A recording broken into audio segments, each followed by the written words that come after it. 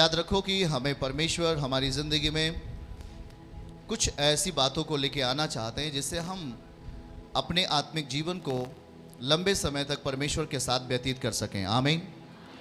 किसी ने कहा कि मैंने बहुत बड़ा चमत्कार पाया पर आज वो नशा कर रहा है।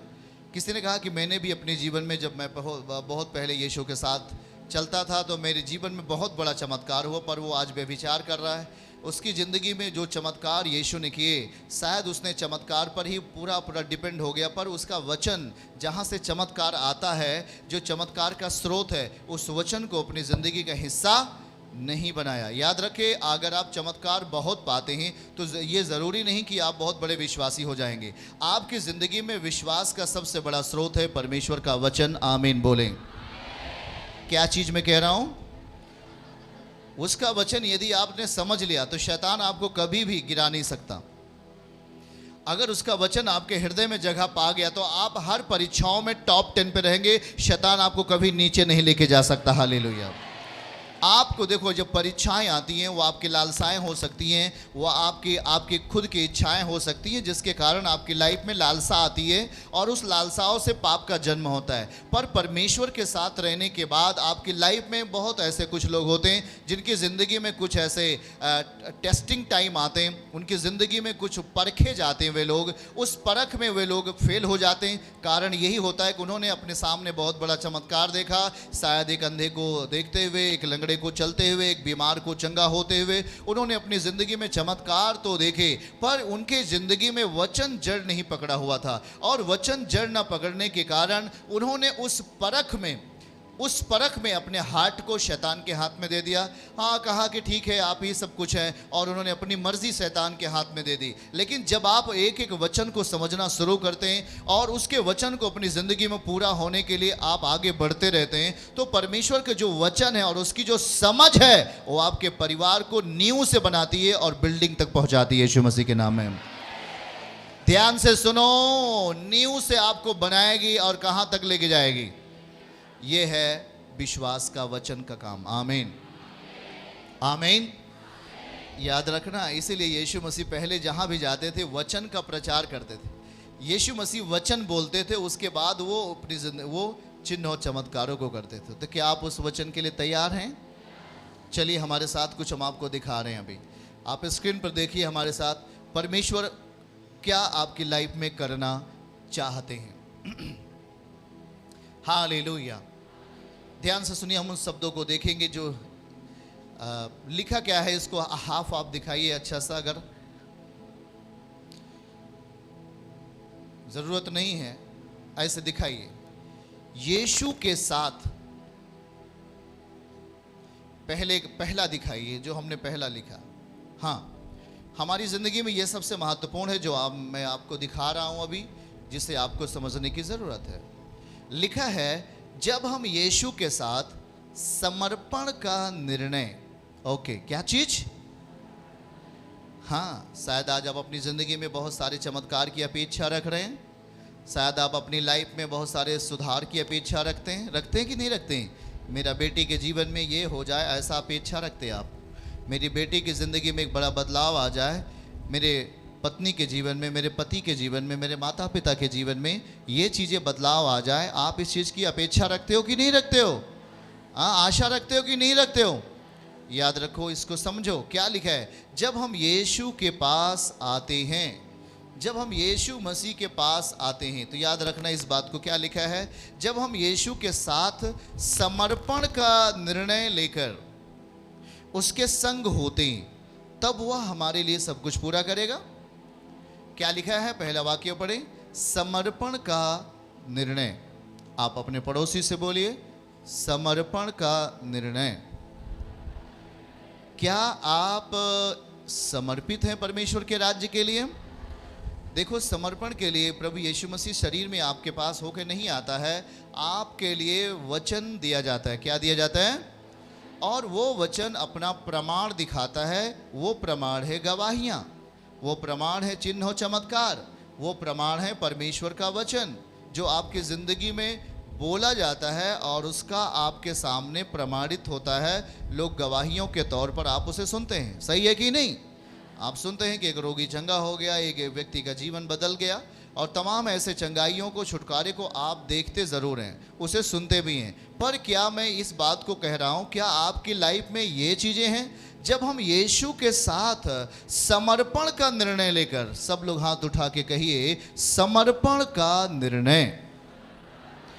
क्या मेरी बात पीछे तक जा रही है? पूरा पीछे तक आवाज़ जा रही है?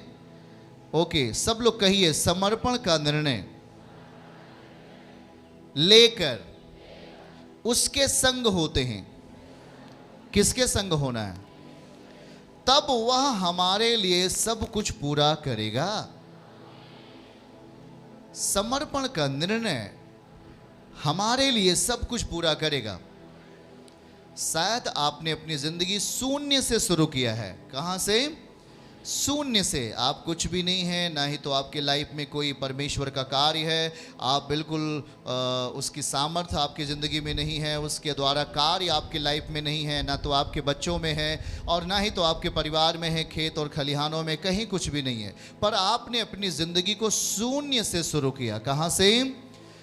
यस, अगर हम अपनी लाइफ को शून्य से शुरू करते हैं, हम विश्वास करते हैं पहला काम, और हम अपनी ज़िंदगी को उसके वचन पर लेके आते हैं, और हम अपनी लाइफ को शुरू करते हैं शून्य से, विश्वास करके। याद रखो, तो लिखा है कि आपकी ज़िंदगी में पहला चीज़ होना चाहिए समर्पण का निर्णय। आप परम पिता के प्रति समर्पित हैं क्या? आपको निर्णय लेने की ज़रूरत है। कौन सा निर्णय लेने की आवश्यकता है? याद रखो कि परम पिता ने आपको कहां से लेके आया, मालूम है? आप कहां थे? आप कहां थे? इस आयत को दिखाइए, भजन 30 आयत 1, भजन 30 अध्याय आयत 1। आप कहां थे? पहले मैं आपको यह बताना चाहता हूं, आप कहां थे? हमारे साथ उस पद को पढ़िए, बाइबल के उस वचन को पढ़िए। दाऊद कहता है, कहाँ से? हे यहोवा, मैं तुझे सराहूंगा, क्योंकि तूने मुझे खींच कर निकाला है और मेरे शत्रुओं को मुझ पर आनंद करने नहीं दिया। इसका मतलब खींच कर निकालने का अर्थ क्या हुआ? हम कहाँ थे? कोई हमें खींच कर बाहर कर रहा है, आप कहाँ हैं? आप गड्ढे में। तो यीशु ने आपको कहां से लेके आया? गड्ढे से। आपको परमेश्वर गड्ढे से खींच रहा है। कहां से खींच रहा है? हाँ, आपको गड्ढे से लेके आया। तो बहुत सारे लोगों के अंदर उस गड्ढे का असर होता है। होता है कि नहीं होता? बहुत सारे लोग गड्ढे का असर होता है, मतलब वो गड्ढे का जो प्रभाव है, वो सांसारिकता का प्रभाव आपके हार्ट के अंदर होता है। हाथ उठा के बोलो, परमेश्वर पिता ने हमें गड्ढे से लेके आया है। तो आप हैं कहां? आप गड्ढे से आ गए, आपको परमेश्वर ने गड्ढे से निकाला। तो उस गड्ढे की दशा आपके मानसिकताओं में होती है।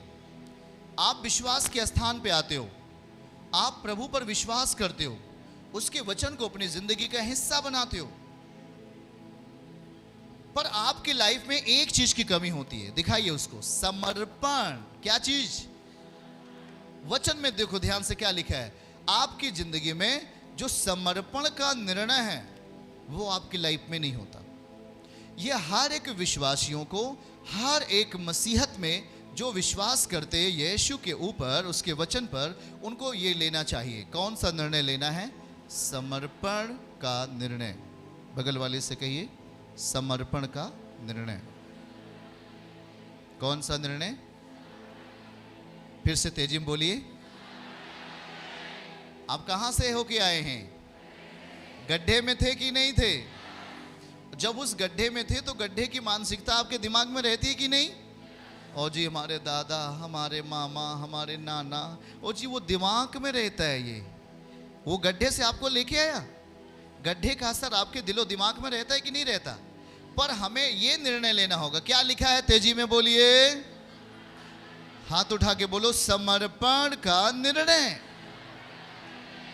हमें लेना है उस वचन के ऊपर जो यीशु हमें दे रहे हैं, जब आप समर्पित हो जाओगे और उसके वचन पर अपने आप का हर निर्णय उसके वचन के अनुसार लेना शुरू करोगे, उसका बल आप में दिखाई देना शुरू हो जाएगा।